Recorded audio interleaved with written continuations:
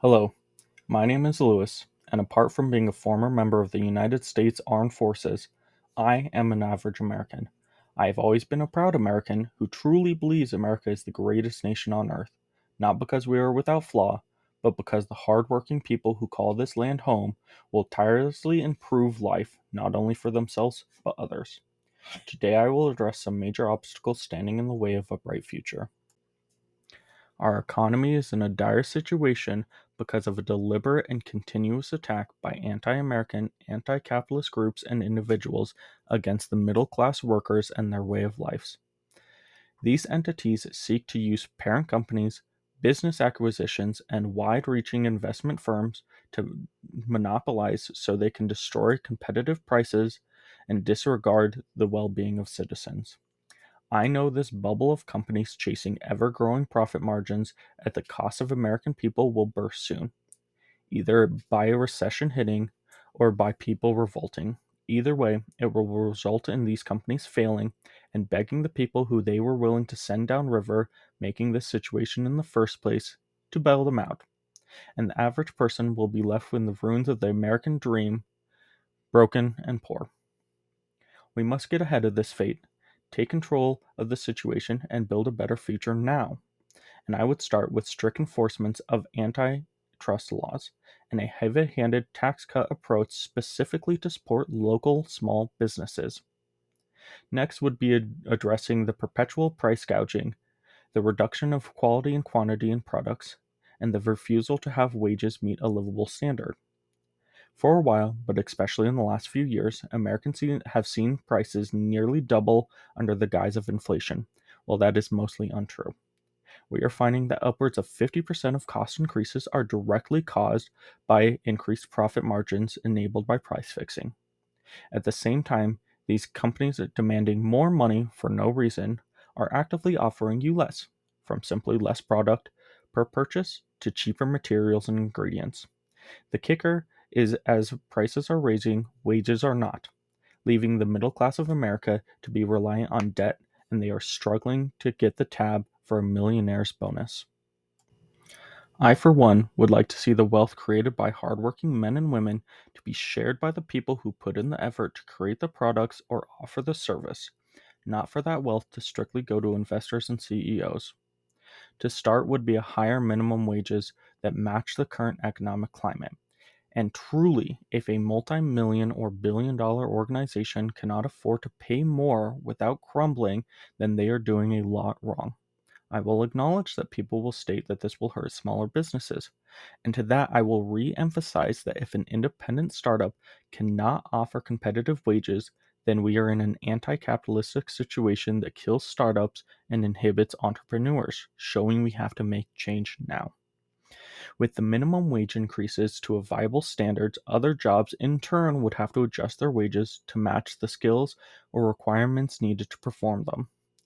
The middle class of America is the backbone of these companies they are employed at. Their blood, sweat, and tears is what makes all these organizations run and thrive. So it breaks my heart to see companies refuse to increase their pay when the company is doing well because of them, or to see thousands laid off just to pay somebody who has never participated in the work a little bit more. From there, I propose a return to profit sharing in companies, in both stocks and simple pay increases based on revenue, because no one should have to work full time and not be able to afford rent, food, and some luxuries while working for a successful company. I would even look to mandating that something like maybe 40% control of publicly shared companies to be given to the employees as a whole so they can always have a say in their future, having a say in avoiding arbitrary layoffs or closures just to meet quotas. I am not alone in believing we also need to start regulating the highest level of our republic. I propose four main actions. First, I would put in term limits for Congress and Senate like we do with the president. The way the system is now results in corrupt stagnation. We need an older generation guiding the ideas of younger ones, and a more consistent flow of people, both old and young, with new ideas would help support this. Second is a limitation on stocks and donations given to this upper level. It causes a conflict of interest when money is to be made by these politicians on the stock market, and when student loan forgiveness to all paid vacations are offered, swaying their views. Third is changing their pay structure. I believe that people making our rules and regulations for the general public should be at the same standard situation. So I suggest that Congress and the Senate have to have their pay be that of their represented average wage in their state. This includes liquidating and selling stakes in businesses and real estate. They should be able to live and operate off of the wage that the average American does. The fourth is to make tax expenditure easily trackable to the public. We should be able to see where and when our money is being spent and on what at any given time. The next step would be creating jobs and protecting existing ones.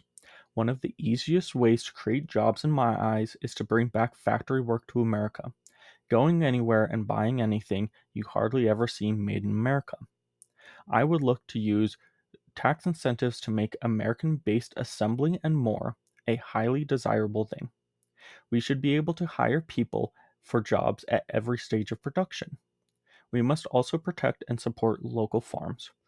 Rural America used to be filled with small farms, but we are seeing a change where more and more large corporations are buying up huge swaths of land, utilizing mass farming procedures, resulting in poor land preservation, fewer options of supplies for smaller businesses, and in some areas of America, a blatant disregard of American needs and water resources to fuel things like overseas cattle farming, with the likes of alfalfa and more. We should never sacrifice the quality of life on our home soil to make easy money. We need to look to protect American jobs from the rising threat of artificial intelligence. Though it may be a great tool when designed to assist an individual, we are seeing too many companies seeking to entirely replace humans with computers. Addressing a newer, harsher system of tax for companies who have or intend to take jobs away from working hands is a must, while protecting and limiting markets that AI can dominate with mass exposures, like art, news, or office work. I am not just money oriented. I know America is more than just its people and the work that they do. I fully believe that allowing people to be happy and healthy in a beautiful environment is essential.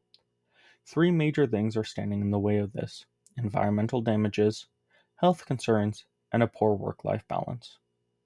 From our awe-inspiring national parks to your local park, from prairies to forests to the sea, people love and enjoy the environment we call home.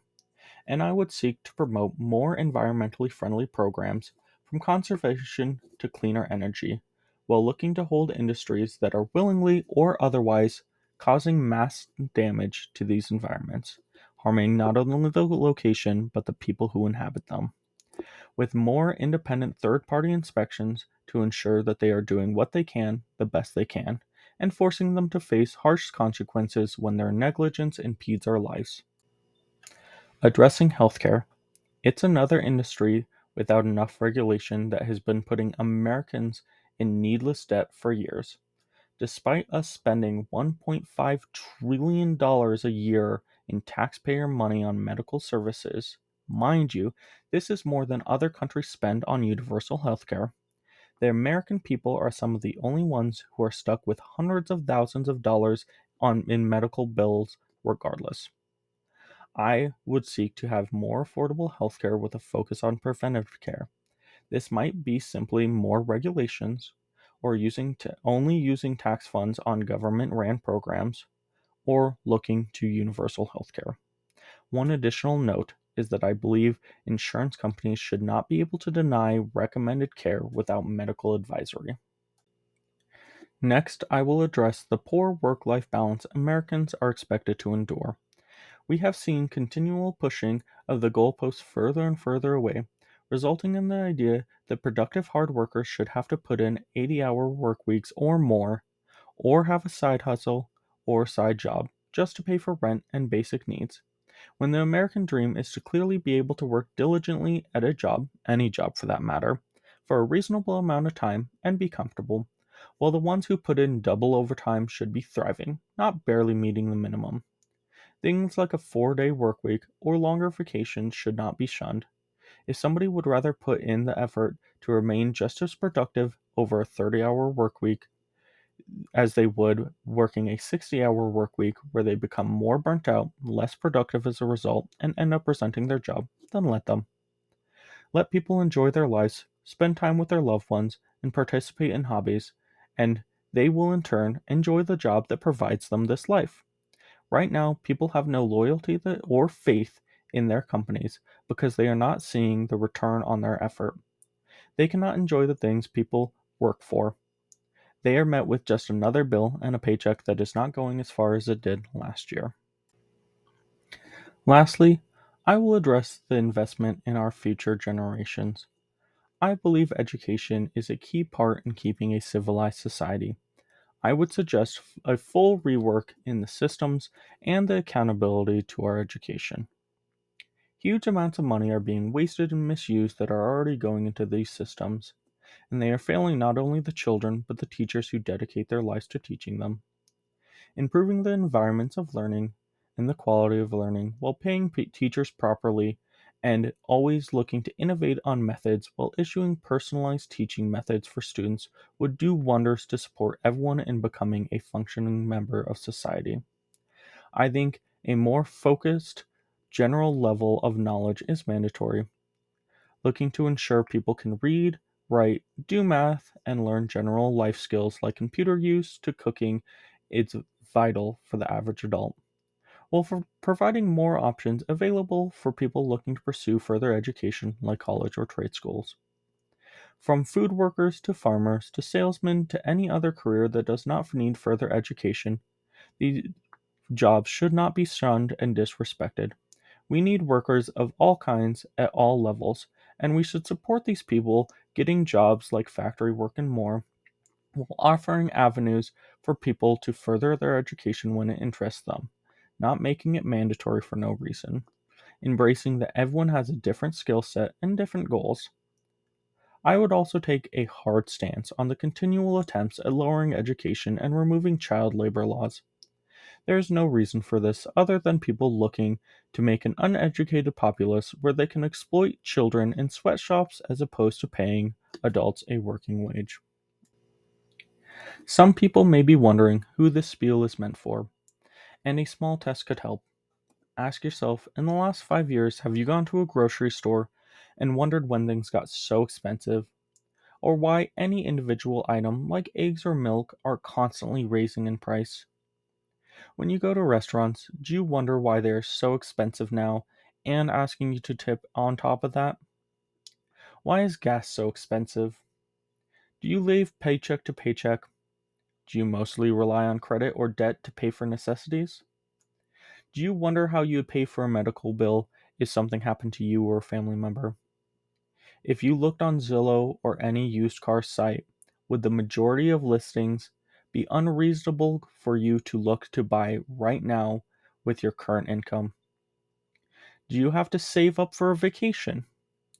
Or for anyone of an older generation, if you can honestly look back and think of any products and say, back in my day, this was cheaper or built better or was something everyone had, if you said yes to this or anything similar, then you are who I'm advocating for.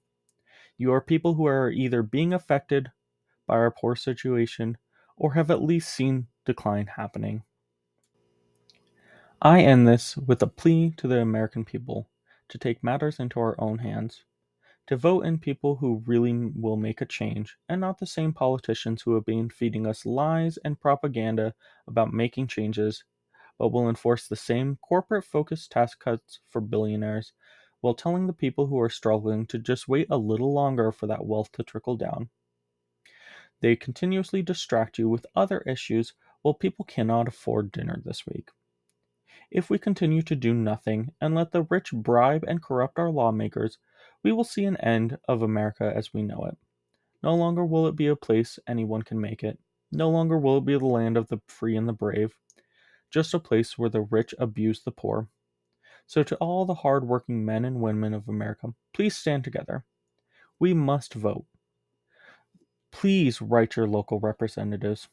Protest or boycott if you need to. Whatever you can do must be done today, or we will face a dark tomorrow. Thank you to anyone who is willing to listen.